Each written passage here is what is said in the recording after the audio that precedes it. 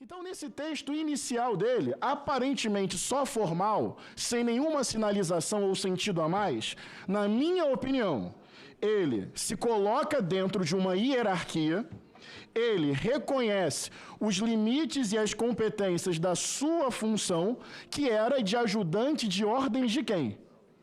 Bolsonaro. Fora o contexto.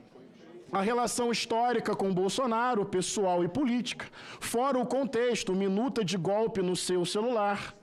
Mas além desse contexto, Duda, eu realmente prestei atenção na leitura inicial do Mauro Cid, quando ele faz questão voluntariamente de dizer para nós: eu fazia parte de uma hierarquia, fora disso não é competência minha. Ora, se a investigação concluir que há crime cometido por ele, esse primeiro parágrafo de hoje se torna fundamental, porque ele está dizendo para nós: não estou sozinho, não tinha competência de ir para além disso, eu estava cumprindo ordens. Talvez o parágrafo inicial dele hoje seja histórico.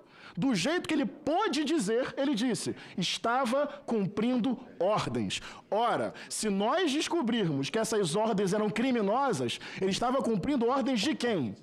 Acho que ele mesmo nos deu a resposta. Ajudante de quem? Submetido a quem? Cumprindo ordens de quem? Valorizo muito os dois primeiros parágrafos aparentemente formais. Poderia dizer: boa tarde, ficarei em silêncio. Não, boa tarde, eu era só um ajudante de ordens.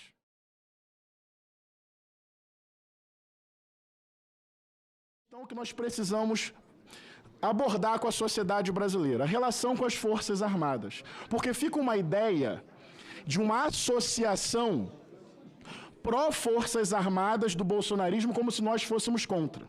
Mas nós estamos diante de um coronel que está fardado e que, ao que tudo indica, fraudou uma carteira de vacinação e, numa conversa com o coronel Lawande, nós não podemos esquecer isso, está escrito lá que Bolsonaro disse, segundo o Mauro Cid, que ele não confia em quê? Não confia, Jandira falou isso textualmente, no alto comando do Exército. Então eu quero chegar aqui a uma conclusão importante. Eu estou falando e não perguntando porque já sei de antemão que o Mauro Cid não responderá. Eu quero quebrar essa ideia. Eu quero poder dizer que fica comprovado que determinadas ações criminosas envergonham o Exército e que, segundo o texto verificado no celular do Mauro Cid, Bolsonaro não confiou no alto comando do Exército para dar consequência a um golpe contra a democracia. Então nós temos que afirmar para a sociedade brasileira, se continuar nesse caminho de investigação, que o alto comando de fato não quis e que a relação também não é tão boa e confiável entre esse setor e as Forças Armadas, que devem, de fato, cumprir um papel de defesa da democracia, da legalidade, perfeitamente falando.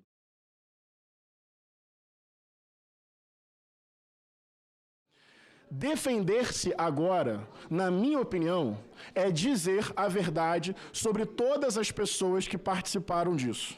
Porque o senhor está deixando de ser, abre aspas para o Rubem Júnior, fiel assessor para bode expiatório. Na minha opinião, posso estar equivocado do ponto de vista jurídico, quanto mais responsabilidade sobre o senhor, maior a sua pena. Quanto mais o senhor reconhecer que houve uma arquitetura política e coletiva, por uma dimensão de proporcionalidade, menor a sua pena.